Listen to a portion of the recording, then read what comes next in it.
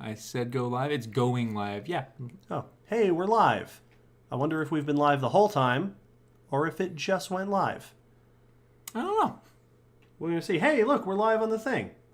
What are we saying? Let's find out. Yeah. Oh, all right. Okay, we just went live. We just went live. Now we're live. It was when I clicked out of YouTube and then clicked back. YouTube went, oh, now. Yeah, now you want to go. Got it. Come got on, it, got YouTube. it, got it. Yep, this person, you literally just went live. There we go. We sure did. Hey, let's say all that stuff again. Hi, Will. Hi, David. Hi, patrons. Hope you're all doing well. Funnily enough, we were just talking about how this is us trying a thing that we haven't really done. We've done live streams. But we usually our live streams are for everybody, open to the world, and usually with some sort of mission or project in mind. Yeah, a topic or something. This is just hanging out. We're just here to hang out with patrons. We've been talking about doing stuff with patrons a bit. You know, we're always talking about what can we do for patrons, what sort of special stuff can we throw on Patreon. And we thought, in this, our age of milestones, right? What a good time to do something different. Some one-on-one interaction with patrons. The milestones, of course, episode number. We've hit 100. 100 episodes. And Patreon payout. Yes. Donations. We have officially broken 1,000. We hit 1,000 last month. But this month we actually brought in more than 1,000. Right, because Patreon skims a little off the top, which is it's fine. You know, they got to stay up, I guess. You know, that's how they keep the lights on. Yeah. So yeah, and 1,000 is not only an exciting big number, but also one of our milestones, one of our goals that we set 3.5 years ago when we started our Patreon. Right. So we can talk a bit more today about what we're doing, what our plans are, what we have in store. But people are saying hi, so I want to make sure if you are seeing us and hearing us and everything, people are saying hello, which is great.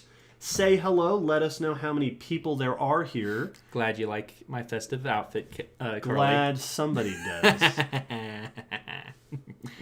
I am... He's a curmudgeon. You're darn right. We are visible on. We should be visible on both YouTube and Patreon. So if you are watching on Patreon, you might be able to. You should be able to leave a comment on the post. So if that's where you're watching, go ahead and make a comment on the post. I don't know how quickly those will show up for us. Yeah, if they refresh as quickly. YouTube has the live chat, so live chat is certainly useful. So if you would like to join the live chat and you're not already over on YouTube, click the link to the YouTube video in the description of the post. This is, okay, yeah, people are already saying stuff and asking questions. Yeah, I saw a couple of interesting questions. We are not, we're never scripted. No. But we're usually planned. We're not planned. No, not really. This is literally just a chat. We're just here to hang out. So we're gonna lack some of our polish because we're always so seamless and professional. But we've got, YouTube says we've got 30 people watching, one of whom is probably me. 31 now, 30 people watching, which is great. So yeah, say stuff, say hi, ask us questions. Let's see what people are saying. A couple of people are commenting that Will looks like Yukon Cornelius. Hey, I have that hat. Well, we'll go get the Yukon Cornelius hat. Because listen, Will is he's so gosh darn festive. And it's just, yeah, there it is. You were Yukon Cornelius.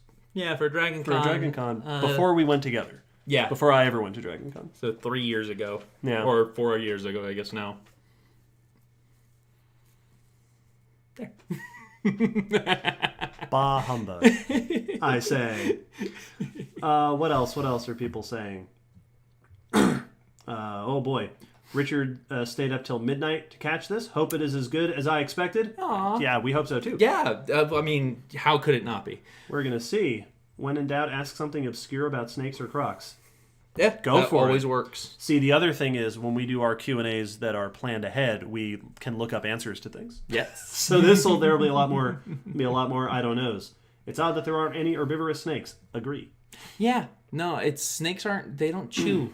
I remember one of the things that kind of bummed me out when I was younger was the first time I realized that there wasn't a snake that could like take down a carcass that it couldn't eat in one bite.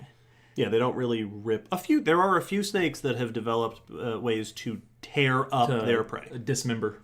We talked in one episode recently about the mandibular sawing. But one of my favorites is they're Asian. I forget what type of snake off the top of my head, but the crayfish eating or the crab eating snakes that will coil around the limbs and pull it apart. Clara asks, did you guys go to virtual SVP this year? We did not go to SVP virtually this year. No. Part largely just because of the year that it's been. Because of everything. SVP is another thing. And we thought, you know what? Now, this year seems like a good excuse to take one major thing off of our plate. Yeah. So, heard there was all sorts of really cool research presented at SVP this year, though. So, there will be hopefully a lot of that. And some of it has already started to get published. Which is cool. So, it'll be showing up in the news. That's one of the exciting things about SVP is that you get to see people talking about the research that will be published and in the news months after the fact. Well, in like February, a news thing will come out and you'll go, oh, I remember seeing that at SVP. The thing I liked about the times because I've only gone to SVP a couple of times, but the things I liked about it was that you got to see research in various stages of done. Like some of them was like, and we have submitted it for publication. Like we're presenting it to all of you, but the editors are looking at it right now. Right. So it's in press, sometimes even in prep. Yeah, exactly. We haven't even submitted this paper yet. Mm-hmm. But then there's other times where, like, because that was what I was getting at. Is sometimes it's on the way to being published, and other times it's like we're still amid the research. Like, yes, we will likely continue to do experiments after we present to you. We're hoping to finish eventually. And like part of the SVP experience is, here's what we're doing. Does anyone have any advice, comments, suggestions? Yeah, and that's really cool. Which is great. It's a big networking opportunity. David, what's your shirt? This is my Permia-Aware Pterosaur shirt. This is Tupashwara, I think. That sounds right. I think. I'll type that name into the thing for people. And it's got the skeleton on the back, which is really cool. Yes, the Scott Hartman skeletal reconstruction. Bum. I don't have much of a question, says Samantha. I wanted to tell you that I spent a week putting together an all-fossil Pokemon team in Sword and Shield, not including any of the Gen 8 abominations. Thank you. Yep. Good well call. Done. Good call on all counts. A good team already. Well, then it's pure rock type. Yeah. Now you have a type specialization, which makes you like a gym leader. Captain Zero. Zero, I will note, is misspelled. Why is Deinonychus your favorite Dromaeosaur? Achillobator and Utah Raptor do it better. Incorrect. I'll tell you, my Deinonychus is my favorite. I think I've told this story on the podcast before. It must have come up at some point. When I was a youth, a ute, I had a collection of, I think there were 26 books in this series. I don't know if the series had a name, but each book was about a dinosaur. Allosaurus, Apatosaurus, Tyrannosaurus, Iguanodon, etc. Except for the two that weren't. One of them was about discovering dinosaurs, and one of them was about dinosaur cousins, which was where your mosasaurs and pterosaurs were. Nice. But one of those books, and I had them all in alphabetical order on my shelf because this started early. Yeah, because you've always been this way. I've always been like this.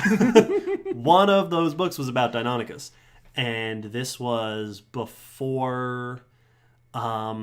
I don't know if this would have been before Jurassic Park. Probably not. I probably wasn't reading these books quite back then. But I was not familiar with the smaller types of dinosaurs, particularly outside the big famous ones. And the Deinonychus book started thusly. The first page said something like, in the age of dinosaurs had all sorts of things to worry about. And then it was like 4 pages of these sprawling illustrations of natural disasters. They could be caught in a flash flood, and it was like a herd getting washed away, or a volcano could go off, and all this stuff. And then it said, and right up there with the earthquakes and tsunamis was little Deinonychus. And then it spent the book talking about how Deinonychus was this little Murder machine, and how they may have hunted in packs, and they had the classic Deinonychus Tenontosaurus battle. And I was like, oh my goodness. And then, grew up to discover that dromaeosaurs were the coolest dinosaurs. Which, agreed. And so Deinonychus has always been my favorite because it's, for me, and then also I take pride in the fact that all of the people who say that Velociraptor is their favorite, but they're thinking Jurassic Park Velociraptors, their favorite is also Deinonychus. Yep. I got. They're the best in and out of the movies. Your coalition is bigger than they even know. I got more guys than you even know about. All right, what do we got here? Lots of things coming in. Rhonda says it's so weird to see you guys and hear your voice at the same time. Right? Yeah, it's cool to talk to people. Hi from Boulder. Hi. I assume Boulder, Colorado, but there may very well be boulders. Just a boulder. Just a boulder. Hi from this boulder. From boulder number 17 on I-29. Let's see. Oh my goodness. We've got a couple of episode topics being thrown out here. Ooh, cool. Snowball/hothouse cycles. Nice. Yeah, we could probably do an episode out of that kind of thing. Yeah, I mean, Janelle says caves. How they could happen. Oh yes, caves absolutely. Heck yeah, we can do that. And I like are they like islands or way different? Yeah. Kind of. Kinda. Yeah. Oh boy. Let's see. Have you considered getting interviews with the researchers of stories in the news section? We have talked about, I think, here and there, something like that. Yep. Of reaching out to people. Well, it'd be kind of cool to do a news thing where we bring in the people to talk about their own news. Yeah. I've always thought, at the very least, it'd be cool if we had a guest on and they had recently published something. Yes. For them to let them do that in the news section. Exactly. How cool would that be? And I think that's what we've kind of talked about more often is if we ever do have a guest that has news, right, that they will get to present that news. Absolutely, because that would be fantastic. Boo. Were crocs about in the time of dinosaurs? Yes. If so, did they use the same waterhole ambush tactics? Very likely. They have the same shape. Yeah, and that's the thing is we can't know for sure. Behavior doesn't fossilize, but the shape that the ones that ambush on the water side today have is found in crocodilomorphs going all the way back to their beginning. Or almost to their beginning. And we see that in other groups of animals. So it's assumed that, ambushing from the water's edge has been a thing animals have been doing for basically since they've had been interacting with the water's edge. Yeah, and that's how the paleo artists like to reconstruct. That one famous Dinosuchus picture grabbing a tyrannosaur. Yep. So there are lots of questions coming in very quickly, and so I feel that we should say we may not actually answer. No, it's live. We're doing it off the cuff, so keep throwing them at us. But apologies if we are skimming through things. I just saw a couple. Are you ever worried about the ideological consequences of evolutionary bio outside of Do you worry about how it could be interpreted for good or bad? Well, it has a history of being interpreted for bad. Oh, yes, it does. We mentioned this at some episode in the summer. We mentioned it. It was about the time that this year's major resurgence of the Black Lives Matter movement started, because it was the same episode where we talked about that in the beginning, and we mentioned that, and I think also the patron question included this on that episode. Because that was the one about should we consider races of people? That's right. Breeds, that's right. Or species, subspecies. There's a whole lot of racism that threaded throughout the history of evolutionary science. Well, it's the term social Darwinism nowadays is mostly joking, and people joke about it in regards to the Darwin Awards and stuff, or when people do stupid stuff. But social Darwinism does have an actual very dark history. Yeah. Not from Darwin, but people co-opting his ideas to social concepts, which doesn't work. Which is not unique to evolutionary biology. No. I mean, that's lots and lots of. I'm getting. So this isn't I don't recognize this. Put that number. Getting all sorts of phone calls. All sorts of sciences have. I mean, that's half of like sci-fi supervillains are people who took a concept from somewhere in science and went, well, here's a maniacal. What if I wipe out half of all the people in the universe to solve this problem? I had a villain that I made up to make fun of that concept, and also because I was taking physics at the time. Back in high school, I made up the physicist, because if anyone's had a physics class, whenever you do like diagrams for physics problem in intro classes, not later on when you're doing grown-up physics, it's always a flat plane and there's no air resistance. For like, if we shoot this cannonball, if this car does this, and my teacher would constantly be like, would constantly remind us that we're not doing air resistance, not to reassure us that we didn't have to calculate for it, but to remind us that what we're doing is in absence of one of the biggest complications in real world physics. And so I came up with the idea of the physicist who would level the planet to a flat plane and vacuum out all the air, and then just be launching cannonballs and have him land exactly where they calculated. Because he would be a bad physicist, because he couldn't calculate. Because he's a bad. Farmer Roy says, do either of you particularly like video games? Yes. Yeah. I just finished an enormous project in the video game world. Video game project. An assignment. Well, for me, a nostalgia assignment. I've played plenty of video games, but there are only a handful of franchises that I get like pumped for into. And recently, the Nintendo came out with a game for the Switch, a bundle called Mario 3D All-Stars, which might be the best $60 one could spend on video games. Super Mario 64, Super Mario Sunshine, and Super Mario Galaxy. Because apparently Galaxy 2 didn't happen, I guess, or they're saving it for something later. And those, historically, are, I think, the only game franchise that I have ever consistently 100% completed. And I did it again. Yeah, and I watched him as he played through it. Which is funny because several months ago I watched Will go through 100% the Spyro bundle. Yep. Yeah, it's funny. So we both play games. I don't think either of us would consider ourselves gamers. Not really. No. We're not into video games enough. Not into or good at enough. We're certainly not hardcore gamers. Like I don't play online because I just lose. But it's fun because we both play very different games. Like, yes, you played the Mario games, Smash Brothers, Pokemon. I love first-person shooters, so Halo. I am bad at first-person shooters. I have the whole Halo franchise, and I play through it every now and then. So we'll watch each other play through games. Like I watched you play Fallen Order. Yes, which was really good. Which I don't know that I would have played. Mm-hmm. Although that one's not too outside my wheelhouse. That one, I think one of the best examples, because you got Breath of the Wild. Yes. Which is an amazing game and totally awesome, but was more a my style game on your system. Yes, it was. And I had a great old time playing it. But yeah, no, that's more of a Will style game. Yeah. So yes, there were some other video game questions. Somebody said on a video game note, Ark Survival Evolved, helpful or harmful to paleo? It's harmful to paleo Google searches. Yes, it is. I'd say harmful.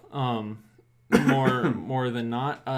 Not completely. Because there's definitely people who could gateway into it. Like I have a young friend, kid of a friend who plays Ark and ends up looking up the animals after playing and stuff. Right.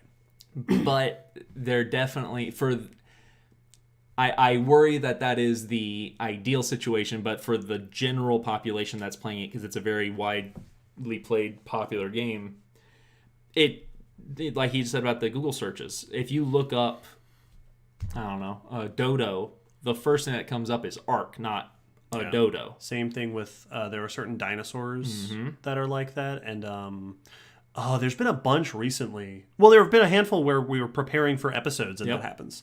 Where I'm like, oh, well, what was that one fact about what's the turtle that's in? Oh, It's carbon emies, I think. Yeah. Is that carbon emies? Cool fossil, but the first thing that comes up now is always Ark's weird fan fiction version of carbon emies, and which is also just a tortoise. Yeah, they just made it a big choice. tortoise, and they also. I also don't think that Ark looks like a good game. I haven't played it, but I've seen. I watch more video games than I play. Yes, we both. And I've seen Ark Ark played online, and I'm like, maybe it's not my kind of game. It's definitely not our typical game, and it does a whole bunch of the stupid things, like the Dilophosaurus spit and have frills. The pterosaurs pick things up like eagles, and so. Here's a question for Will. Wombat asks, is your Patreon income growing exponentially? How long does it take to quadruple? It hasn't. It hasn't. At least according to the graph, does not look exponential. It's growing steadily. It is, and there may be a slight exponential trend. Definitely recently, it's been growing exponentially. Like the last 6 or 7 months, it has definitely. It has been steadily steepening, but overall, there's peaks and valleys, and I'd have to take another look at it. But I think if it is exponential, it's very slight. So we could it'll probably take about this, maybe a little bit less than this much time to get to 2,000 sort of thing. Cool. The total time we've been going. I mean. 3.5 years. We should talk a bit about what we've been doing with the pig. So one thing that we've talked about potentially doing is actually putting together a list of like, here's the sort of things that we're using the Patreon funds like for. Like a credits. Right. Well, like for patrons. So it's like, here's what we're, not like itemized, but just generally speaking. Because at 1,000, we said originally when we made the Patreon that at 1,000 our milestone action would be to start upgrading equipment, things like that. And we have. Yes. We've bought a bunch of cool stuff. We have this cool camera that we're using now. And I think this is actually our second we'll buy new equipment milestone. We had one earlier, but I don't remember. Now we're buying better new equipment. And so we got the new camera. Yeah. Patreon funds are now helping us to offset certain living expenses. Yep. So like we got upgraded internet with the help from the podcast funds. Which is why YouTube's not giving us a whole bunch of warnings while we do this like it normally would. Right, like it would previously. And part of the reason that we're excited about getting new cameras, upgrading the internet is because we have some thoughts about what more things we might do in the future. Because we, for a little while now, it's not like we've been unfulfilled with the podcast, but we've been considering and talking about like, is there something we could actually add? Not just a new kind of episode, but literally something new and different. And we've talked about doing videos a bunch. And we've definitely tested out doing videos a lot. We've done live chat. We did our sloth chat. We had a ton of fun doing this year's Dragon Con. The movie Monsterification. That was so much fun to do. But recently, we have been looking a lot at Twitch. Yes. Speaking of video games. I was about to say, very fitting questions. Yeah. So, we don't have definitive plans just yet. But that's sort of our where we have our sights set. Yeah. We've looked at it. We need to work out, and do tests. But yeah, we're thinking that could be something new to add. Yeah, which would be it's a fun new way. Well, it's a way to expand what we're doing. We always want to keep doing the podcast as we do. Something parallel to it, though. But yeah, the more we can reach people, the more fun stuff we can do. The better for us and hopefully better for our audience. Yeah. Dylan asks, what is the camera? Brio. A Logitech Brio. Probably some fancy model. It's just I think it's just the Brio. This is that is the name of it. Oh, really? Yeah, it's the Brio. It's been great for us. Not only has it been handy for our videos, but for a little while this summer, I was doing videos for the Great Fossil Site Museum, and I was using this camera to do those live shows. It's nice. I've seen a whole lot of people posting episode topic requests. A lot of people want to see tyrannosaurs. Yep. Yeah. At the we will comb through this list. Oh yeah, we'll copy and paste we will it. copy and paste all this and put all these requests on the big list. Oh my goodness, there's a whole lot of things. Rhonda asks, David, is your hair braided or twisted? Well, this is a 3-strand rope braid. So it is twisted, sort of, but it is. I mean, actually, I don't know if it's technically a braid. I mean, they call it. It's a braid. Yeah. But it's a rope braid with 3 strands. This is my steel braid that I discovered while doing that Pokemon Gym Leaders thing. Yep. A rope braid is you twist strands around each other so that they hold each other together. Yeah. You twist like one way and wrap the other. Twist one way, wrap the other way. And the tension holds. Yeah. That's a little bit wonky over here, apparently. I can see in the camera. Yep. I was doing 2-strand rope braid I learned early on, and it's super quick and super easy. And then I discovered the 3-strand, and it's one of my absolute favorite braids. I'm going to call this person Cobb, unless they tell me otherwise. Says Portal? Yeah, Portal. Yeah, Portal. But Yes, he the needs to answer play is the second one. I have not played Portal 2. That's true. Well, it took me about 8 years to play Portal, the first one. All right. So it's on. I have it on my list to get him to play the second one. It's coming up. I loved Portal. I just so good. didn't get around to playing the second one. Oh my goodness. Okay, we're gonna do a quick lightning round on some of these. Go for it. What are your thoughts on Prehistoric Kingdom? I found their portrayal of dinosaurs extremely enticing. I don't know what that is. No, I don't know that one. I feel like I've heard of it. We will look into it. Yeah. Do you have any advice for a hopeful paleontologist, someone going to college for the first time as an adult? Talk to everybody. Yes. Yeah. Tell all your professors about what it is you're hoping to do until you find some that have advice and opportunities for you. Did dinosaurs hatch from eggs, or did some do live birth? As far as we know, there are no known cases of dinosaurs giving live birth. Yep. Lizards have done it a bunch of times. Mammals obviously have done it. I think amphibians, fish, but for some reason, archosaurs. Yeah. Or at least we've not yet found a case that indicates it was live birth. Because skeletal wise, I don't know that we'd see a difference between a live birthing and a egg-laying dinosaur. Right. I'm sure there are evidences we could find, but we'd have to find one with an embryo inside with no eggshell. Catherine says, "What is your favorite fictional monster / creature?" Favorite fictional? For me, dragons. I'm very cliche. I collect dragons. I actually have a little dragon on my... Do you have a favorite dragon? Favorite dragon? Favorite dragon design style, Rain of Fire.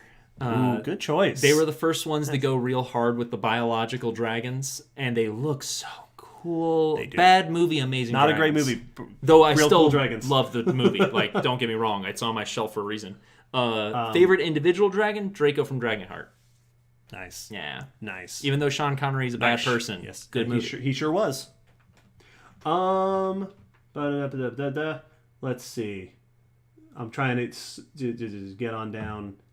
Have you thought about writing a paleontology book based on your podcasts? No, the only book Not we've thought of really. is to do the spooky book. We've thought about doing some spooky supplemental material. It's gonna happen someday if in some form, unless someone kills me. Well, because what happened is somebody last year, I think, said on Twitter someone somewhere was the first person to use the word spooky verse. Yes, a new addition to the spooky verse. Ooh. So, well, because I've always been a big fan since I was a kid of those books that are the like an informational fictional book, but written as if it is the documents of an explorer. Right, which also doubles as a stats sheet. Yeah, which for people's D&D games. Yeah. I mean, Dinotopia, and I have a dragon book that's like that, and Star Wars book that's like, and I love them so much. And if I get to make one of those myself, it'd make me very happy. So that's really the only one we've ever thought of. Jeremy says, could you host a live episode from the field? And then I think somebody up farther up that I breezed past asked about a tour of the gray site. We could. Yeah. Like the field might be hard, like out in, by Boulder. But here at Gray, Yeah.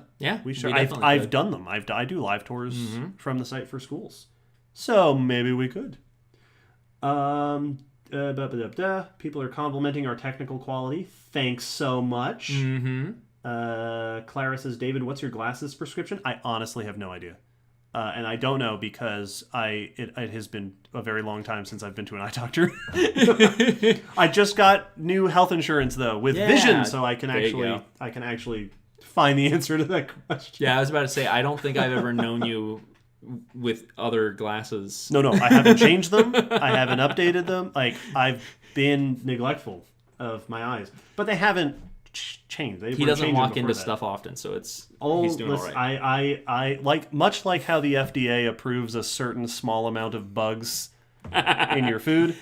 I am at acceptable levels of walking into things. He walks into them only slightly more often than I do, so it's fine. Prehistoric Kingdom is a Zoo Tycoon style game with prehistoric animals. Okay, I've heard of it, but I'm not. Well, that's much like what the new Jurassic World game is, isn't it? And so I've not actually seen gameplay of it. Ooh.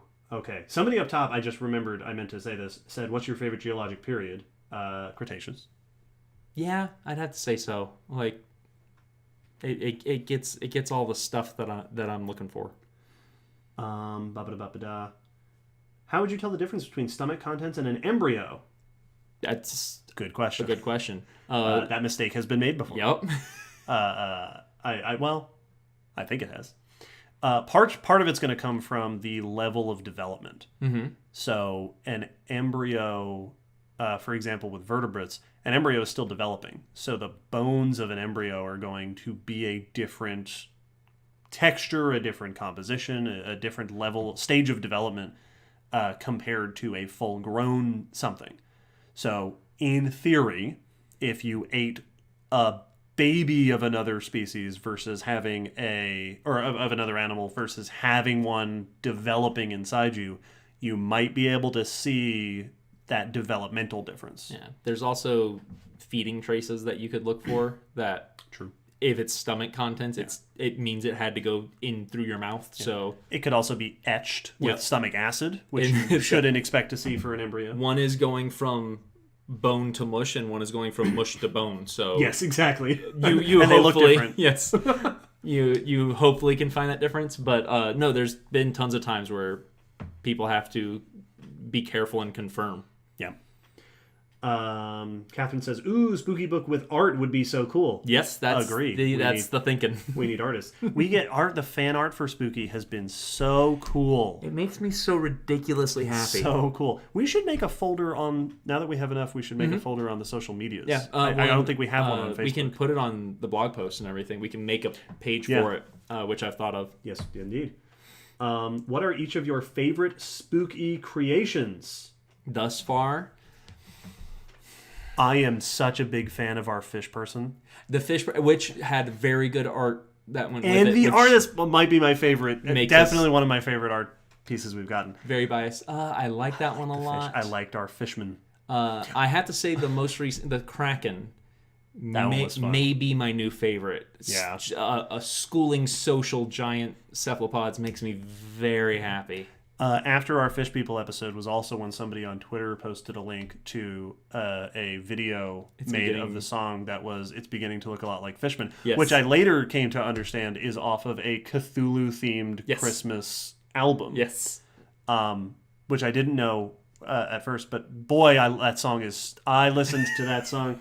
I don't go for holiday music often, but unless when I do...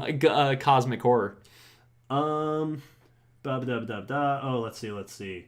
What is your favorite out of crocs, turtles, and snakes? Like favorite within them? Like species wise? Yeah. I'm a big... So the logo that we have actually... I think this is a question on the Q&A, so you're getting a sneak peek answer. The croc on our logo is not just a generic croc, it is an American alligator. Yep, because that was my research. The snake is a bull snake. pine snake, gopher snake, Pituophis. Big fan of Pituophis. I like them a lot. I also like green snakes. Ophiodries. Cool. They're just they're very aesthetically pleasing.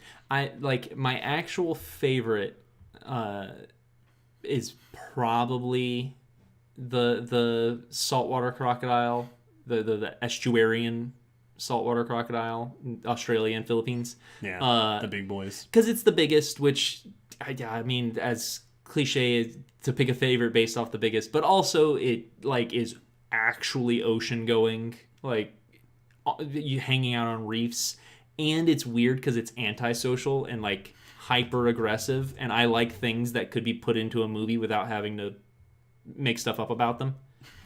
I like movie monsters, and I like animals that portray them. Best turtle, Coreticheles. Yes, the pig-snouted turtle. Yeah, that's a pretty good. Yep. Though I have a major soft spot for alligator snappers, but that's partially because I got to meet one up close. Oh boy. What are you gentlemen currently doing professionally? Tutoring math. And I'm working virtually these days at the Gray Fossil site, and I still do freelance science writing. I write for SciShow, and I write press releases for PLOS, the journal PLOS. Yeah, busy. Yeah. Although recently, it's funny because as a freelance writer, you get so accustomed to being frustrated when you're not getting a lot of work coming in. But the last couple of months, it's actually been a nice relief that it has kind of slowed down. Okay. Are you two going to be together for the holidays? And if so, how are you going to handle the differences in your relative levels of holiday spirit?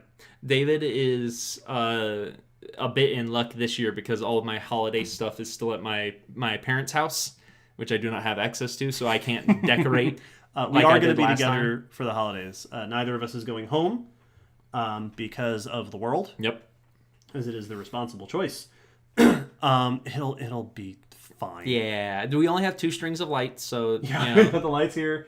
Every time I walk past your room, there's like the Christmas cheer oozing out of it. I wear headphones when I listen to Christmas music.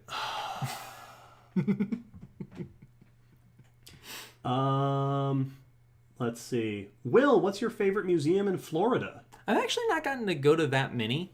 Because there wasn't a natural history one in Tampa where I was. And there's been to a few, but the only one that stands out to me is the Florida Museum of Natural History. The big one, which was... Is that the one at UF? Yeah. Okay. I've been there, though. And... They had an octopus when I was there. Yeah. And we went there during one of the conferences. Oh, that's right. We were... I think SEAVP was down there. Yep. That's right. Good museum. That was a cool museum. They also have a couple of cool stuff, like the shark attack like global database is run by them. Oh, that's right. And it's an excellent website that I used a ton when I was at the aquarium. UF is also, I believe, where the team, at least a good chunk of the team, was based that originally published Titanoboa. Yes. Because I'm pretty sure Alex and John were both down there. Alex Hastings, who went to the same undergrad as me, Penn State, although different times. Right? He went there? Sure. There we go. It's canon. You don't know. Yeah, chat. No, Alex went there. And then John Block, who was featured in the Titanoboa documentary, caught on camera getting bitten by an anaconda. Right. Or the Titanoboa documentary. Bitten by an anaconda, and then that year at SVP was going around, apparently, I didn't see him, showing off his scars. Yeah. Yeah. Laura told me the other day that she was working at Florida not too long ago, and John Block came up to her and was like, "You want to see my anaconda scars?" I mean, I would. Which is like, cool. I would also be proud of that. A little weird. Yeah. Paleontologists are weird people. Oh, yes. That makes me think, because I remember I used to have this where, because the animals that I was always fascinated with are very bitey animals, I always had a mild curiosity of what it must be like to get bitten. Oh, yeah. And that always hung with me until like I saw pictures of a serious bite one time. I was like, yeah, I don't need that experience. No. I have been bitten by snakes. Mm-hmm. Really just the one snake. Just this one. Yeah. Which doesn't really hurt because he's very tiny and has tiny teeth, but it sure leaves a cool double arc of tooth marks. I've been bitten by one of the little baby alligators at the aquarium, but it didn't even get a hold of me. It just scraped my palm. So Yeah, which is good. yeah, This guy, the snake that I have could bite me as hard as he possibly could, and it would be fine. I'm more worried about him getting hurt. oh yeah, like that could be dangerous. Oh yeah, no. That's as big an alligator as I'd ever want to be bitten by. Yeah. Is there one extant species that is top of your bucket list to see in person? See in person. I'd like to see a moose. Yeah, I don't think I've ever seen a moose. No, not in person. Not. I don't know if I've ever even seen a moose in captivity in person. I've never I've never gotten to see bison. I've seen bison. Bison are impressive. I haven't gotten to see bison. I'm thinking North America because that's reasonable. I've never seen a whale. I have gone whale watching. I've never gone whale watching. Yeah. Yeah. We didn't get close, but get to see some humpback whales, and that was very cool. Yeah. Ooh. There are a bunch of cool snakes here in the wild. I would love to see like a coral snake. Yeah. In person. Or a sea snake? How cool would that be? Yeah. See a sea snake? Big shark. Big predatory shark. Because like we have those sharks at the aquarium, but I've never gotten a good look. We had a couple of little black tips and bonnet heads that I saw when we would be out on the boat at the aquarium, but I've never saw a good sized shark in the wild. Yeah. And I want to. Yeah, that'd be cool. So, a lot. Yeah. A lot of things we want to see. I did see a parasitoid wasp at the museum several months ago. Really? Yeah, there was some weird bug on the window to the doors that go out to the balcony. And it was on the opposite side, so I took a little picture of it and I posted it online. And it was shortly after we had met Nancy and Joni at DragonCon, the bug people, Cybugs. And so I posted on Twitter and I tagged them in it, and they said, "Yeah, you found an ichneummonid wasp." I was like, "Oh, cool." I have a parasitoid wasp story. Go on. We were in. I think it was. It wasn't my entomology class. It was with my favorite college professor of all time, BK Hull, and it was one of the biology classes. I don't remember what we were doing, but we were out walking around campus, collecting stuff and looking for things, and we were sitting on the grass and just happened to look down, and there was a wasp carrying a caterpillar. Ooh. Like in its mandibles, walking and carrying it, and got spooked by one of the students and dropped the caterpillar and flew off. And BK picked up the caterpillar to be like, "Do you all know what we were just seeing? You know, this is a paralyzed caterpillar that was a parasitoid wasp that was probably taking it back to its burrow to lay an egg on it." And then the wasp came back and grabbed the caterpillar out of her hand and then continued on its way. Did not care at all. Wow. Cool. It was awesome and terrifying. Like, just taking its hostage home. Where was it? Janelle says, "How thick were the logs piled in the forests of the Carboniferous? Would it be hard to walk? Would they catch fire a lot?" I've seen reports that suggest there would have been tons of fire during the Carboniferous because you had so much plant material and high oxygen in the atmosphere. Probably lots of logs. Yeah. Because there were certainly decomposers, but there would not have been there weren't a lot of big herbivores. Mm-hmm. And so you would have had a lot of plant material sticking around longer than we get it today. Could there be an episode with detailed environmental info through the eons? I just want to imagine standing in those environments.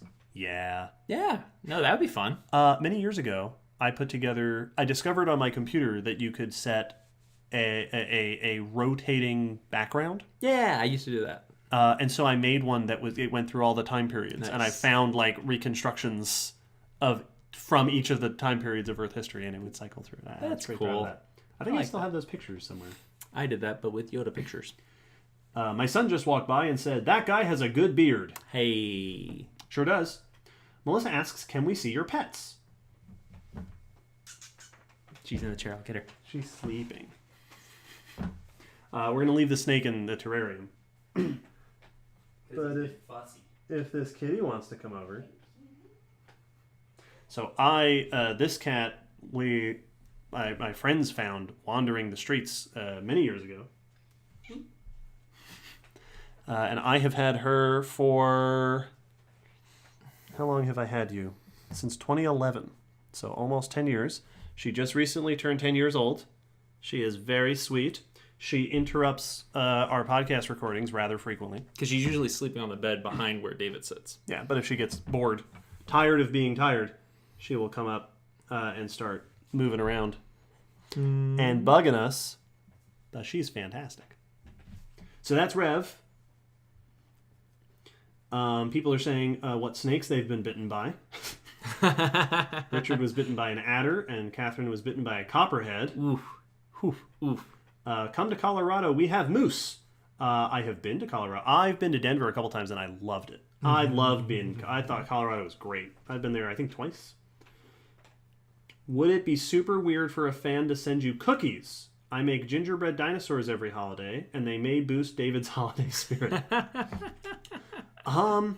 So we've been getting a bunch of questions recently about getting a mailbox. Yeah. We should do that. We should. We've talked about that because previously, every now and then we'd have someone ask us if they could send us something, and we would have them send it to the museum because that's a convenient place with a mailing address that we both have access to. But we haven't been consistently at the museum recently, so that doesn't quite work as well. So I guess for now, hold off on sending cookies, but we sure appreciate it. We should see if we can get a P.O. box. Yeah, it wouldn't be something like that. Shouldn't be too hard. difficult. It's just a matter of going into the post office. There's the cat butt. The episode.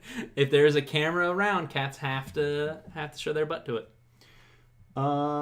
Jurassic Polar Forest. Are there any other cool extinct biomes or ecosystems? I think polar forests are such a cool example of an extinct ecosystem. The Mammoth Steppe. Yeah. Chilly grasslands.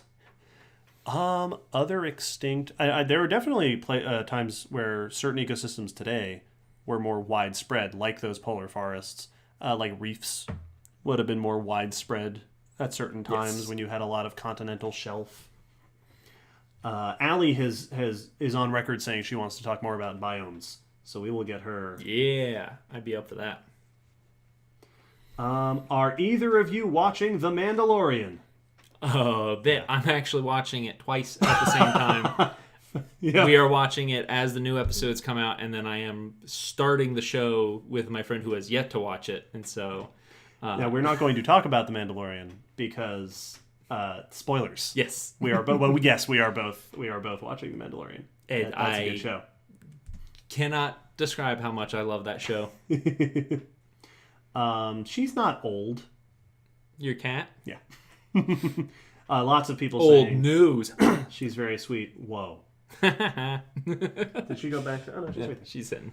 Can we have Ethan back for more primate human evolution discussion? Yeah, he can probably come back for us.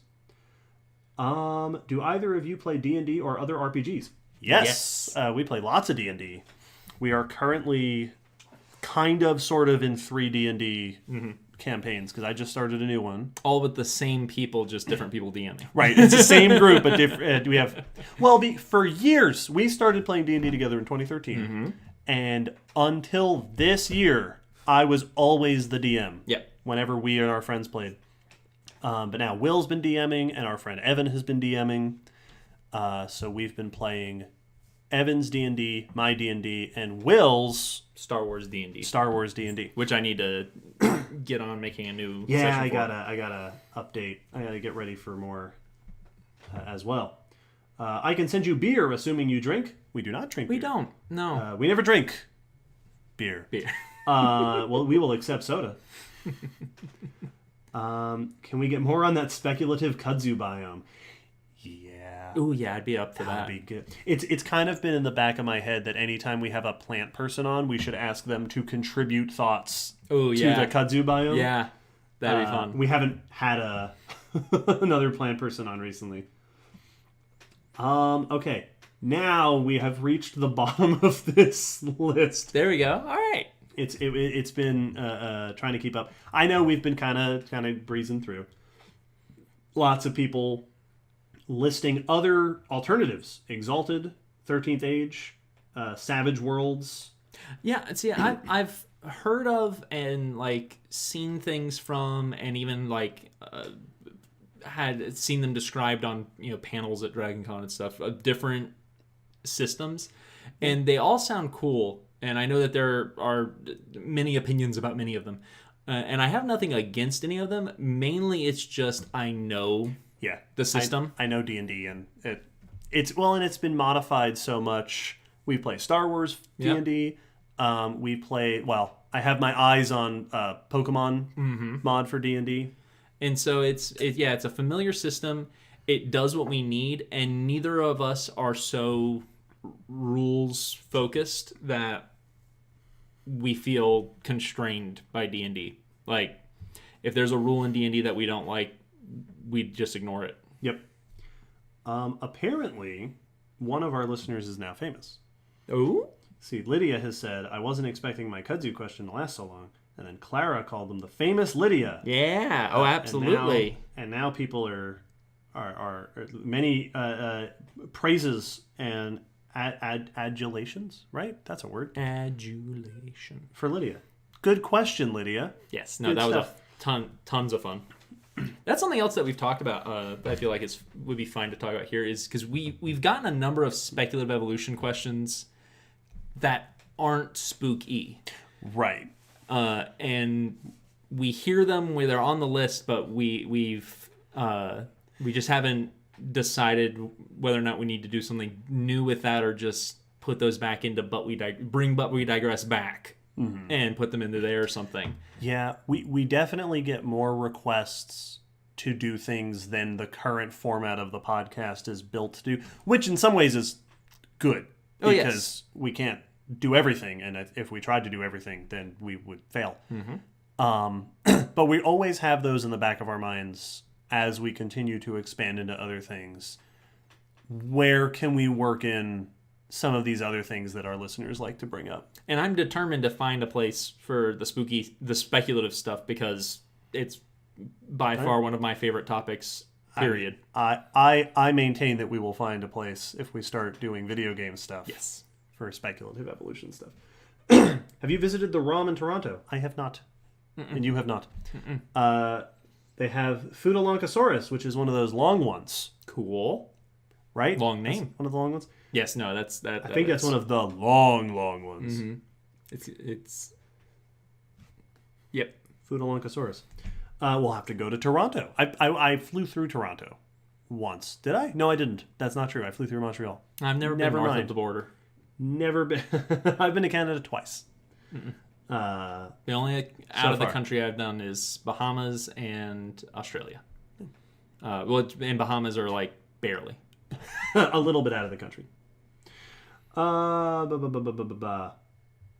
Sam says, honestly, spooky is my favorite thing you guys do. Aw, thanks. Hey, thanks. We were actually talking about this just the other day. Cobb says, you need some speculative or spooky plants. Get Allie involved. Just you wait. We have thoughts and plans. We've talked. We were just talking about this the other day, that spooky is one of our side things, which means it tends to get less downloads and is in between the main episodes, so it can fall under the radar. But that it's been so nice and appreciated and enjoyed that it has resonated with so many people and resonated with the listeners. So that makes us very, very happy. Well, and it's excuse me, it's one of the we've tried a bunch of side things, and the ones that seem to have stuck around, really, Spooky and Silver Screen Science are the ones that have really been consistent. And what's really nice about those is that they are pop culturally enough that they really catch people's attention. But they're also fantastic for us because they're easy. Well, and as you joked on one of the last episodes, I don't remember which, when I noted it when I was editing, but that those are also the things that like. Oh yeah, that's what we secretly want to do for real. Yeah, if you were like, we will pay you to just do a thing, those would be the ones we could do without prep and would never get bored of. A lot of people will comment very kindly and very appreciatedly that on the amount of work that they infer goes into doing the podcast. And you're not wrong. No. Like, it takes a good amount of effort to pull together the resources and the information for each podcast episode. I'm currently putting together notes for the next episode and not far enough along. Oh yeah. It's because it can be a lot. And so something like, I mean, Silver Screen Science is fantastic. We watch a movie and then talk about it. And that's the whole thing. Which is what we do anyway when we watch movies. Which is what we would be doing anyway. Like, whenever we decide to like just watch a movie in an afternoon, it's an hour longer than the movie is because we discuss it afterward at length. Yep. So those, it's really nice that those work with people. Yes. And Spooky is, I don't have to do anything for Spooky. It's fantastic. It takes no prep for me. I just show up. And so those are really nice that is what people have latched onto. Well, and I feel like the fact that they've worked also speaks to that thing that people always will tell creators is, and it with what we tell educators is, if you're interested and passionate about something, it will work better.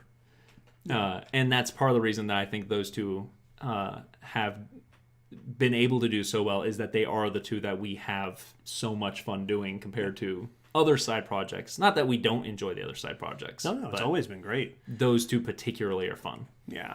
And if we start doing Twitch stuff, yeah, Twitch is built for playing video games, and so maybe we'll be able to work in some stuff like that. More things that we're really into, so that we are, because then we get to do more without doing a whole lot more work. Yes, without it is piling more on top of ourselves. The content to work ratio is much more manageable. A bunch of people have brought up the movie watch parties, which is something that Twitch would allow for, because you can do live watch parties. Yeah. In a way that's different than the Netflix party or even like the Disney Plus group parties. Yeah. Group watch. Yeah, we did the Netflix stuff for a while, and then we stopped doing the Netflix watch parties, in part because we ran out of obvious choices of things to watch. That was really the big thing. Getting into weird stuff. Because we used to do the movie nights for the geoscience department years ago here at ETSU, and the thing that I learned very quickly is that your choice of what you're watching has an enormous effect on the quality of the experience. Yeah. Because our whole thing with the movie nights is we'd watch them, invite a professor to talk about some of the science, but then also be making fun of the movie, right? Criticizing, and people could shout stuff at the screen, and it was a lot of fun. Which, if you're watching something like Tremors or something like The Core, is great, because those are action movies. They're fun. They're funny. We did 10,000 BC one time, and 10,000 BC is the issue with 10,000 BC is that all the stuff to make fun of mostly really happens early in the movie, and then you're just left watching a really bad movie. Because it seems like it would work because it's rife with paleontological and archaeological inaccuracies. But it gets most of those out of the way up front, and then it's just a terrible movie. Yep. And so we didn't want to be like, we watched the ones that really worked. But then, of course, the other thing is that Netflix party is limited. Mm-hmm. And so we might, especially now, this year seems to have been a great time for innovation in hanging out with people online technologies. So it would be tons of fun to do more movie watch stuff. Yeah, we're open to it. And there's a feature on Twitch where you can stream something through your Twitch channel from Amazon Prime and host a watching party. And I'd have to double check, but I think it gets around the issue that Netflix had, in that it doesn't matter whether it's region locked because you're actually streaming the movie. Right. And that was the other thing with Netflix is it was limited in who could join us. You had to have Netflix. It had to be in your region. That everything we put up, there'd be someone on Twitter who'd say, "Oh, well, I can't watch that. I mean, I don't have it where I live." So we enjoyed it, and we are in the yes. We're in the market for a better option. Have you guys watched the recently released Alien Worlds on Netflix? No, not yet. Saved it though. Yeah, we're gonna watch that. I've seen a bunch of people talking about it. I saw Darren Naish posting about it. Lucas said it was really good. He said that he really liked it. So yes, we will definitely be watching that. Discord would work for watch parties. Yes, I know you can do that with Discord. Yeah, we're Discord still too. learning all the ins and outs of how to use Discord. Yeah, we got on Discord for the Dragon Con this year because all the science people had a Discord together, and it seems like there are many opportunities. Yep. For that, you can also do. I recently learned Steam now has a new feature where you can watch people play video games. Yeah. You can watch your friends play video games. I wonder if we could make a podcast Steam account. Oh yeah. And then have make friends with everybody, and then just have people watch us play video games. Yeah. I mean, if we're doing Twitch. Yeah, it's the same thing with a different medium. You can do The Core if you haven't already. The winner for least scientifically accurate movie ever. In my opinion, The Core might be the best bad science movie for the purposes for movie. When we did movie night, The Core is fantastic because it's completely ridiculous. Yes, There's everything wrong. Something to point out and make fun of, roughly every 5 to 10 minutes. And it's actually a pretty good movie. Yeah, no, it's a fun. Engage. There's always something happening. I think The Core and Armageddon might be my top 2 choices for movies that are excellent for watching in the context of science-themed mystery science theatering the movie, because they're great and they're terrible and it's fantastic. There is no Common Descent Discord. No. Because we don't know how to use Discord. I've had that thought with every now I'll see people suggest Common Descent subreddit, and it's the same thing where it's we're not really on Reddit very much. We don't really use Discord. But neither of us use those things in our personal life. My brother set up a Discord with many of our friends and invited me to it, and I'll go on and I just feel so old where I'll be like, I'm glad you all are having conversations. Yeah. I can't quite figure out how to do everything. Honestly, if somebody wants to describe to us how a Common Descent Discord would work, feel free. And if that's something people want, let us know. If people are going to join in, then we will happily. We're willing to learn. Common Descent Patreon Discord would be super cool. Will, what's your favorite Christmas movie, and why is it Arthur Christmas? Obviously, the Star Wars Christmas special. Right? Yeah, I haven't watched the new one yet. The Lego Christmas special. My favorite is, and I haven't watched the Benedict Cumberbatch version yet. I'm going to watch that probably this week. But The Grinch, in basically any incarnation, is one of my favorites, rivaled very aggressively by Muppets Christmas Carol. I wonder if I have a favorite Christmas movie. We quote Jingle All the Way more than anything we do. else. I watched Jingle All the Way a lot as a kid. I actually also think of the Santa Claus all the time. I like the Santa Claus. I haven't seen it since I was a kid, but it's weird. I think of it, I reference it a lot. It's a very cynical Christmas movie, but it's fun. Not that anybody asked, but best Hanukkah movie, 8 Crazy Nights, because it's the only Hanukkah movie. The cast of The Core are way too good for the movie they're in. Yep. Yes, absolutely they are. Yep. Philip, who I believe is our Lego person who makes the Lego stuff. Indeed. Hi, Philip. Says, the new Lego special is great. On that note, Will, are you working on any Lego projects at the moment? Nothing in particular. There's a couple of things I was messing with. I was trying to make... I made art. I drew over a picture of me and my friend in Jaeger pilot suits from Pacific Rim, just because inspired by a dream, in all honesty. And so I started making a Lego set for the Jaeger that we would pilot, but I haven't finished it. No, I don't have anything I'm particularly working on. I kind of go through phases of different things. So recently, what's been occupying that creative thread is Warhammer miniatures. Mm-hmm. I've been making lots of Tyranids. Yeah, I walk past your room and I smell the glue. Yep. Stephanie says, so happy you were in my top Spotify podcast for the year. That's awesome.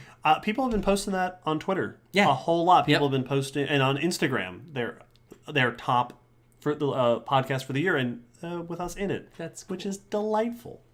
Fantastic. I don't think my thing does my top podcast for the year. I also haven't been listening. That's not true. I have been listening to a few podcasts. Mm-hmm. Yeah. I've been listening to Office Ladies. Oh yeah, which is a lot of fun. Sounds cool. Good. That's a good one. People are saying yes, do Discord. Alejo says Die Hard is a Christmas movie. Yes, it is. Good movie. Sam says The Thing is a Christmas movie. Yeah, it also is. I forgot it was. Well, now I'm pretty sure also Iron Man 3. Yep. Christmas movie. I think it might be the only MCU movie that takes place at Christmas. That sounds right. Which is also kind of weird. Unexpected. It's fitting for a weird Iron Man movie. Yep. People are talking about No Angels. Tangentially Christmas. I don't know if you know what No Angels is. I don't know that one. AJ says, any other science podcasts you listen to? I have listened to... I always recommend Origin Stories, the Leaky Foundation's podcast about human evolution and culture. Discovering Darwin. I always love to recommend Discovering Darwin, which is back, actually. Which is very good. They have new episodes coming out. Of course, we recommend Science Sort of, especially the episode that we're on, and Ask a Scientist, especially the episode that we were on, and all the podcasts that we've been on. Listen to those. No, most of the podcasts I listen to these days are not science. No. Like, we listen to the Magnus Archives. Yeah, which we need to catch up on. We do need to catch up on. We're behind. And I've been listening to Office Ladies, which is an Office rewatch podcast where each episode they are going over another episode of The Office, the American version. But the hosts of the podcast are the actresses who played Pam and Angela. Mm-hmm. So they're talking about their experiences, their memories from each episode, which is actually really cool. Which has been fun because then I get the best tidbits of trivia. Like the Chili's guy. Yeah.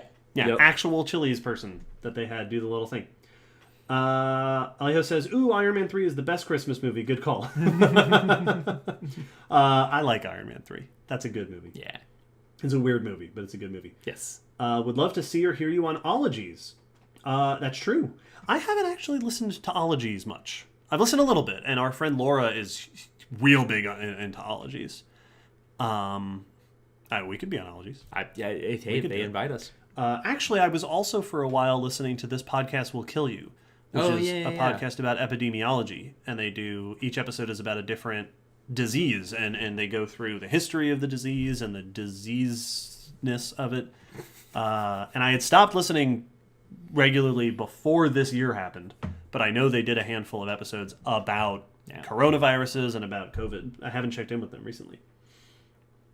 Brittany says, any non-scientific podcasts? We mentioned a few. I've also been looking around for a good Pokemon podcast lately because I've been in Pokemon mode.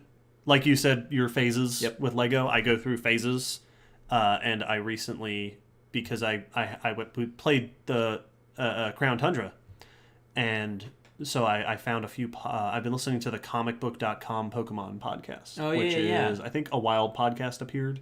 Oh yeah. That one's been pretty good. It was pretty good. D&D podcasts. Listen to Critical Role, though I have not kept up since. I think I got about a third of the way through campaign 2. Yeah, I haven't. And then stopped. Where did my phone go? And we, early in our friendship, bonded over the Acquisitions Incorporated. The Penny Arcade, the Acquisitions podcast. Incorporated ones. Yep, that was how we started playing D&D. Yep, which I also have fallen behind on. I don't listen to a lot of podcasts for a podcast creator. Honestly, yeah.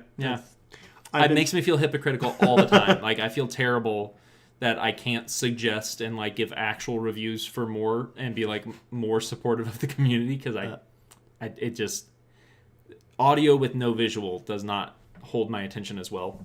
Other podcasts on my list here, Lexicon Valley through Slate, which is about language, which I have enjoyed. Squamates, science podcast, real good. The Good Place, the podcast, which is episode by episode of The Good Place by the people who make The Good Place, which is also great.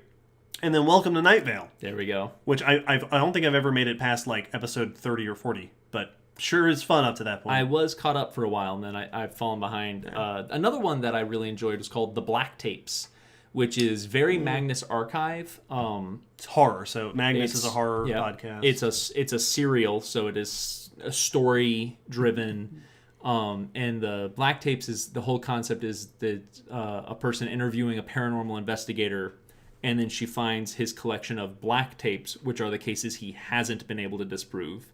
And it's very X-Files, and that they go through each tape, and you get a little bit of the story to where he's explained away 90% of it, and then there's this one kernel that seems genuinely supernatural. Yeah. I listened to the first season of The White Vault, which Laura recommended, which is also a right creepy discovery thing. I didn't really get into it. I haven't listened to it. Yeah. I remember her telling us about it. Much to Laura's dismay. Get into that one. With apologies. I got an Audible account. I've been listening to books. I got an Audible account because my therapist recommended a handful of books, and I was like, well, now I've been thinking about getting an Audible account. Now it's prescribed, so I might as well read some books. Therapist recommended. Yep, and now I'm listening to American Gods. Which so far I've always wanted to, because like it sounds fascinating. Hey, more questions about stuff. What is your favorite non-land animal? Sea snakes? Cephalopods. Good choice. Yep. If evolution were to start over from the beginning, or from the beginning of multicellular organisms, what are we fairly sure we would see evolve again? And then Sam says somewhere. The ghost of Stephen Jay Gould is screaming. Yes, that's true. We don't know. Yeah, that's something Stephen Jay Gould wrote about a lot, is that question of, is evolution, how predictable is evolution? Right? How regular, how predetermined? Yes, predetermined. In a sense. If you rewind the clock, would you get the same things? And I know that there's been a lot of theoretical work on that question, and I don't know. I don't really know much about it. I don't know what those things have been found. I'd assume, like, if I were pressed to guess, that there are definitely some trends, but I'd be very shocked, and if like a paper came out to be like, yeah, no, evolution is predictable, I'd need a lot of convincing. Yeah, because that just seems so unlikely for the mechanisms that it's working off of. Yeah. Random mutation being the driving force, just random doesn't happen the same random way twice typically. Right. And also the environmental effects. Yeah, so there are certain things I could see happening again. Like I assume just because the thing I'd assume is the things we've seen evolve, like big trends that have evolved multiple times separately, would also evolve independently. Right. I could see flight showing up again. Is exactly what I was going to say. That we would almost surely get flight. Venomous things would almost surely show up. Stuff like that. But otherwise, who knows? Philip asks, did either of you take philosophy courses in undergrad? I didn't. No. I wanted to really bad, but by the time I had the electives, I just filled them up with biology classes, which I also really enjoyed. But yeah, I took sociology, and there was I feel like there's a class I took in high school at one point that was pseudo. But yeah, no, I never got to, and that's like if I were to get a free pass to audit something and have also be given enough time to do it, it would probably be a philosophy course. Yeah. Yeah. Our questions are slowing down, and also we've been going almost an hour and a half, so I think that we will wrap up here. Yeah, pretty soon. Pretty good time. This has been great.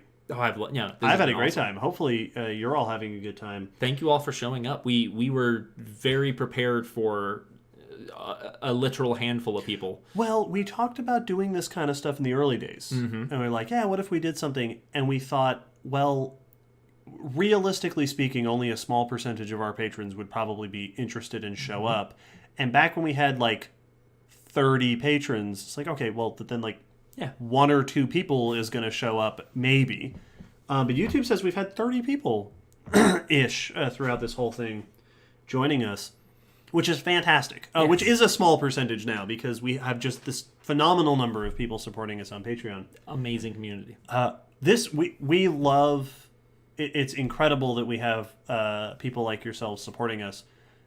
We are blown away. We say this all the time by that support, by your donations, by your engagement. We love when you post on Twitter and when you post on Facebook. All that interaction is really fantastic for us. Yes. Thank you so much for getting us to 100 episodes and for getting us to $1,000 a month, which is It's amazing. and when we Oh, keep... I was gonna. We have been spending. Yes, no, we got a new. We have been spending that money. My laptop broke.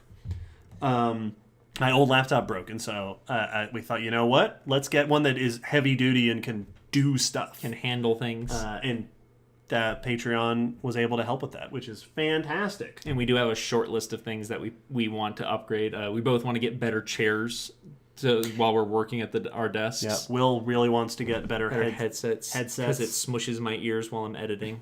Yeah, because so we're getting some sort of comfort, some more. We're getting the ingredients for a studio. Yes. We don't have a studio yet, but we're getting all of the pieces we will need ultimately for a studio. Yeah.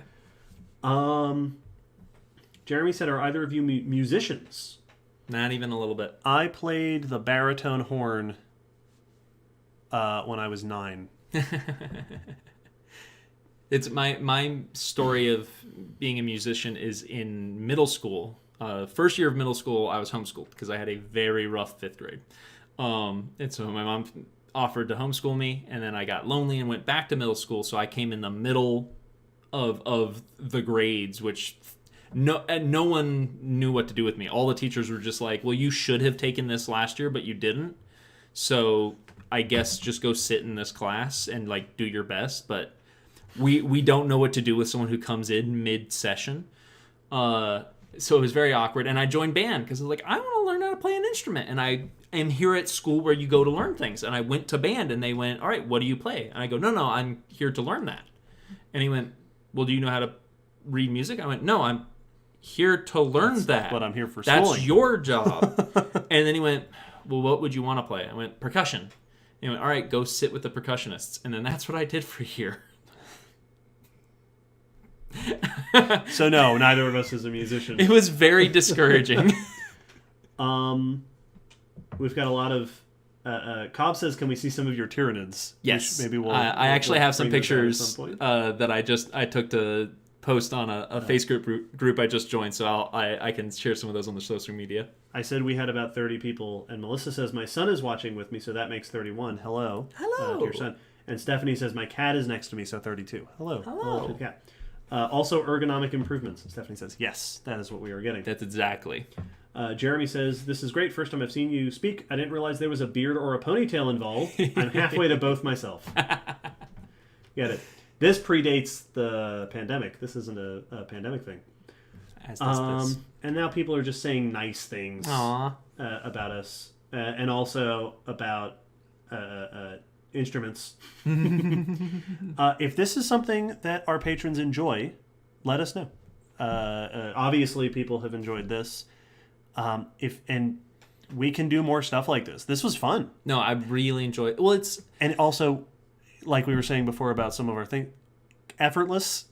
It's easy. It's easy. But It doesn't take I a lot. There's not a lot of prep, and so it's something that we can put together without having to take an entire half a day to do. I've also really enjoyed it because, like we were saying early on, the Patreon was small enough that there was a lot of times where we just didn't, early on we just didn't hear from our patrons much, which is fine. Like, they were supporting us. That's I don't need. You're giving us money. I'm not complaining.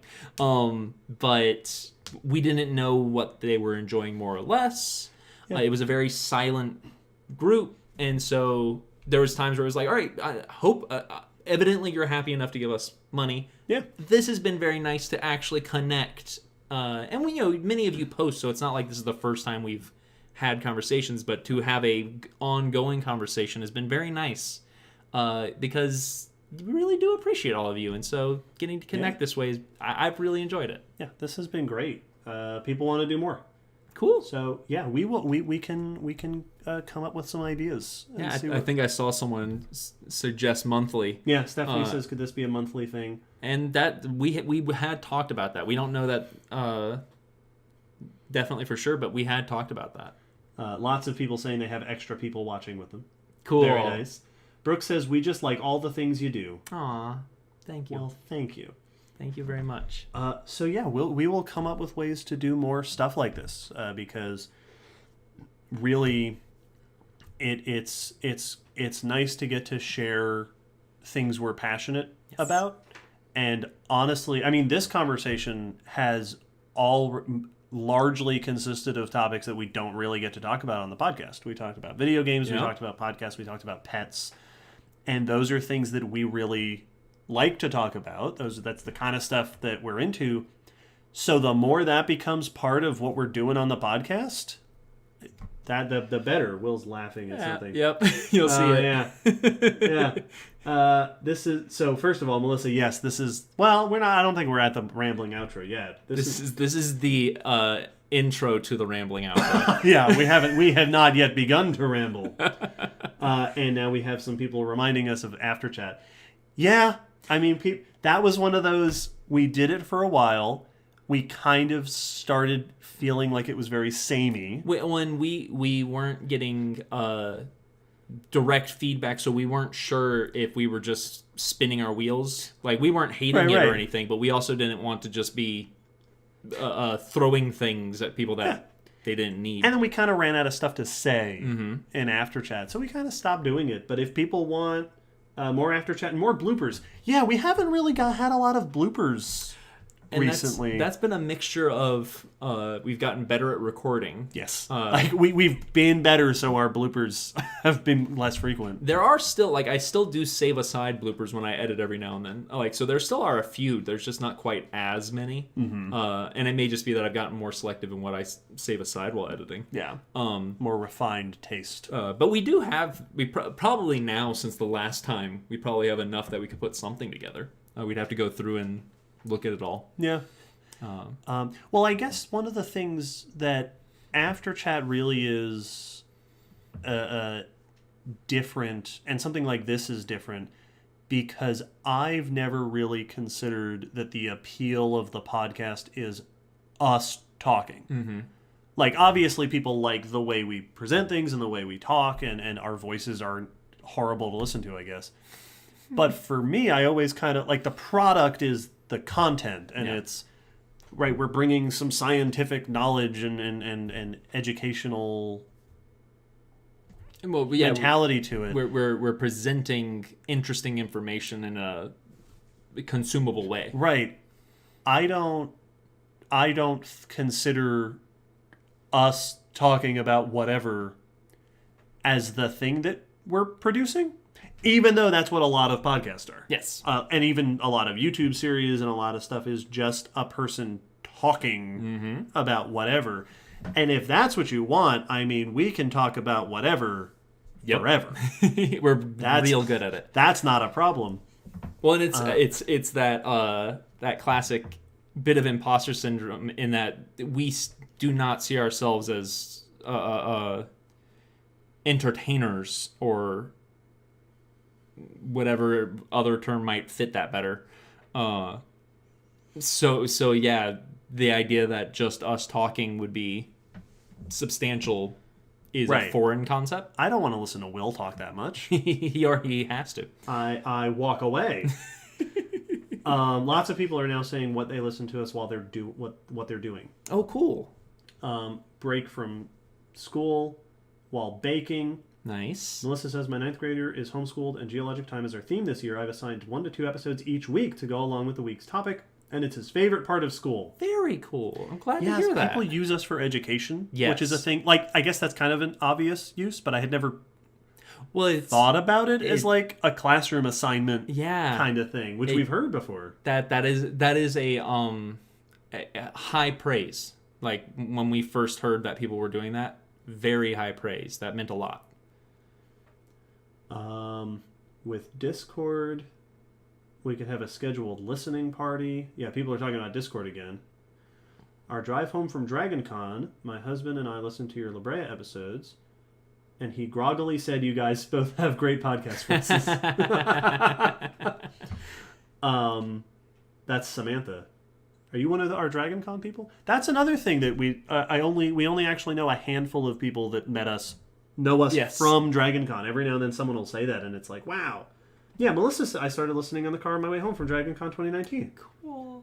That's Good, really, it's worth it. We'll keep going. That's really. Yeah, I Thank feel goodness. like this has come up at some point, but I've been going to DragonCon since I was in middle school, high school, early high school, off and on. But it's only been recently that I've been going every year for the whole event. So I'm from Atlanta or the Atlanta area, and I love DragonCon. And so the fact that it's been able to be incorporated into the podcast is just, it makes my heart so happy.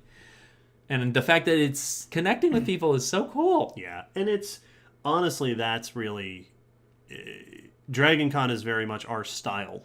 We're going to talk about nerdy stuff and get you to learn at the same time, which is what Silver Screen Science is. It's what Spooky is.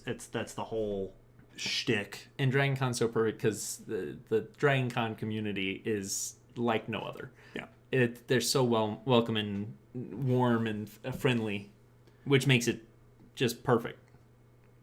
Cool. Well, we'll look into other ways to set up. There's a lot of Discord chat. Yeah, Maybe we should look into this Discord thing. Evidently, it's not going away. So yeah, this I hear this internet thing is sure. I have. Oh yeah. Richard says I listen at night when I have panic attacks and wake up. The voices are very calming. oh, I'm glad we can Yeah. that. I'm really glad that helps. Cool. Now we are rambling. Yeah. This is where the rambling starts. Well, the problem is that we should go because, as a general rule, you don't want to stay on too long. Mm-hmm. Also, because it's not late, but that's right. I haven't eaten dinner. Yeah, no, I'm getting a little hungry. Food time. We've but had... also people keep saying nice things about us, and so I don't want to go. Yeah. This is very much where I'm at right now. Yep, where I'm at right now is when you're on the phone with your girlfriend, you all hang and up. it's like, no, well, we could go to bed, but you just keep saying nice things that I want to hear. I used to be very mean. I'm on the internet with 25 of my our significant others. I used to be very mean at that part of the phone call when I'd be like, all right, well, it's time for us to go. I'd go, okay. And then I wouldn't say anything else. And she'd be like, well, no, you have to say goodbye. And I was like, no, it's okay. You can get, like, I don't want to hold you. You're good to go. She's like, you have to say goodbye. You have to say I love you back. Yes. Yeah, it was that. And I was like, no, like, go. I don't want to keep you from what you're doing. Like, you need to go do. And yeah, it was a lot of fun. All right, everybody. Thank you so much for joining us. I'm actually I don't know if I can get back to this. Yeah, I think there are ways you can save it, but just in case, I'm going to copy and Yep. paste the whole chat so that we can go back through and see if there's anything significant that we missed. I think we lost some at the top. Yeah, we did. That's okay. That's okay. You know where to find us. Stephanie says, when you're from the South and don't want to be the first to leave. Yeah. Apparently, AJ says, it's the Canadian goodbye when you say bye in the house, the porch, the driveway. Oh, cool. Yeah. Like I said, we used to play D&D, and I ran D&D because I was the DM, and it was at my house, the house that I was staying at, and it would get to the point where every night it would be like 11:30. Yep. And we're all friends, so we're all sitting around, the game is over, everyone's talking, and one day I finally had that realization where I went, these people are here every week. Yes. Clearly they like me. We are all friends. I'm not gonna like break any ties here. Everybody get out. Get out. It's not the Irish goodbye because it's my place. Yes. Right? Yes. Where you just walk away. I can't, no, it's my place. So I announce it. Mm-hmm. Leave. Yep. It is time for you all to be somewhere else. There's some Canadian connecting going on here, I think. Oh, right. Janelle says, I think I'm like 4 minutes behind. Are you leaving? I think I'm behind. Yes. Yeah. So if people are behind, Yep. then you're going to end up... Whoops. Okay. Yeah. We're going to leave now. Yeah. We've had conversations about, like, should we make an official ending exit for episodes? I like, have been told by a listener that is something that they think is one of the... a thing that they like about it. Yeah. That's part of the experience. Early, is that we can't say goodbye. Early on, we had that discussion of, like, we've got an intro. Should we have, like, a way we sign out? And we just couldn't... We didn't think of a good version. Like, we didn't come up with anything. No. And it really didn't feel natural. Because the intro is the most awkward part of the episode. For me, I try to think of it in terms of quality of listener experience. Mm-hmm. And the intro is very important, right? We have put a lot of conversation into streamlining how we start the episode. Because we had someone many years ago said that they started listening to the episode and almost turned it off because it was something about the intro we were too rambly or we weren't getting to the point. So it's like, we really want to make the intro entertaining and engaging and to the point and not dawdle too much. But from that perspective, the outro doesn't actually matter. You've already listened to the entire podcast. If you turn it off now, that's fine. You're not missing anything. And if you're like, well, I listened to an hour and 45 minutes, I guess I'll listen to another 2 minutes of them rambling nonsense. So it doesn't... There's no impetus to improve the outro. And like I say, but for something like this, we are actually keeping people around. Yeah. Which makes... Oh, well, maybe you don't feel that way, but I am a little bit... Structured intro, but great but outro, ramble. Yes. There we go, yes. The Dread Pirate Rob is here, by the way, has been making a few... Listen, we don't have... we're definitely not playing favorites, but good on you, Dread Pirate Rob. It's always a delight. Always a delight. We really... I have always really appreciated someone who commits to a bit. Yes. Fantastic. Okay. What do you say we leave? About that time, chaps. Chaps.